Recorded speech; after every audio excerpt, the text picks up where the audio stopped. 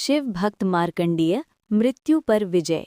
एक महान ऋषि थे मृकंडु और उनकी पत्नी मरुद्वती। दोनों बहुत ही धार्मिक और दयालु थे, लेकिन उनकी जिंदगी में एक कमी थी। उनके पास संतान नहीं थी। इस दुख को दूर करने के लिए उन्होंने कठिन तपस्या की। भगवान शिव उनकी भक्ति से प्रसन्न होकर उनके सामने प्रकट हुए और बोले, मैं तुम्हें एक वरदान देता हूँ।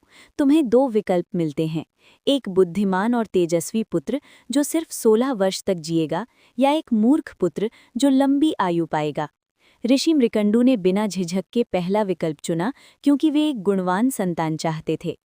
कुछ समय बाद उनके घर एक सुंदर और तेजोमय पुत्र के जन्म हुआ, जिसका नाम मार्कंडेय रखा गया। बचपन से ही मार्कंडेय बहुत ही भक्तिमय और विनम्र था। उसे भगवान शिव से गहरा प्रेम था। हर दिन वो शिवलिंग के सामने बैठकर ध्यान करता, मंत्र जप करता और पूजा में डूब जाता।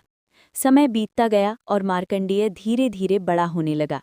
लेकिन जैसे जैसे उसकी उम्र 16 वर्ष के पास पहुंची, उसके माता पिता की चिंता बढ़ने लगी। उन्हें याद था कि उनका बेटा सिर्फ 16 वर्ष तक ही जी पाएगा। अंत में एक दिन उन्होंने मार्कंडेय को सच बता दिया। सच जानने के बाद भी मार्कंडेय डरा नहीं। उसने अपनी भक्ति और भी बढ़ा दी। उसने सोचा कि जब तक जीना है, भगवान शिव की भक्ति में ही जीना है। जब उसका अंतिम दिन आया, तब भी वो शिवलिंग के सामने बैठकर पूजा और जप कर रहा था। तभी अचानक मृत्यु के देवता यमराज वहां प्रकट हुए। उन्होंने मार्कंडेय की आत्मा को ले जाने के लिए अपना पाश यानी फंदा फेंका, लेकिन मार्कंडेय ने शिवलिंग को कस के पकड़ लिया और भगवान शिव का नाम लेने लगा।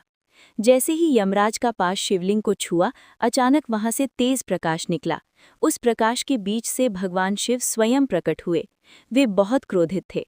उन्होंने यमराज को रोका और कहा, ये मेरा अनन्य भक्त है, इस पर तुम्हारा कोई अधिकार नहीं। भगवान शिव और यमराज के बीच भयानक संघर्ष हुआ। अंत में भगवान शिव ने यमराज को पराजित कर दिया और मार्कंडेय की रक्षा की। फिर शिवजी ने मार्कंडेय को आशीर्वाद दिया, तुम सदा युवा रहोगे और अमर हो जाओगे।